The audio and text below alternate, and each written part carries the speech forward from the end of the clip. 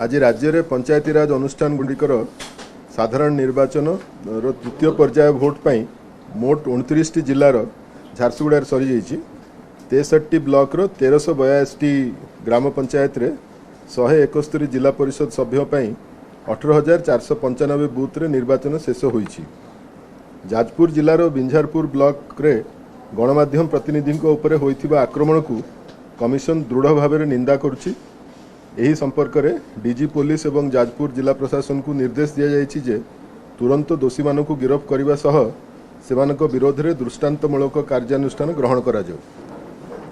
अन्यान्य स्थान व्यतीत मालकानगिरी जिलार माथिली और पोड़िया ब्लॉक तथा कंधमाल जिलार फिरिंगिया ब्लॉक माओ प्रवण स्थान होइथिले मध्य निर्वाचन शांति श्रृंखला रे शेष होइछि।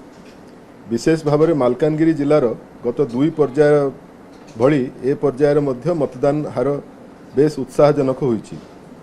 अन्य जिला मानकर भी निर्वाचन शांतिपूर्ण भाव संपन्न होइछि।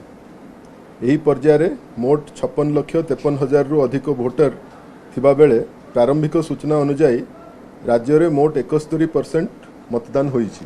किछि स्थान रे आईन श्रृंखला परिस्थिति पई निर्वाचन कार्य रे असुविधा सृष्टि हेबा फल रे भोट ग्रहण बाधाप्राप्त होइछि। एही संपर्क में संपृक्त जिलापाल मानकठू विस्तृत रिपोर्ट पाइला परे राज्य निर्वाचन कमिशन से विषय रे अनुध्यान करी परवर्ती कार्यानुष्ठान ग्रहण करिवे।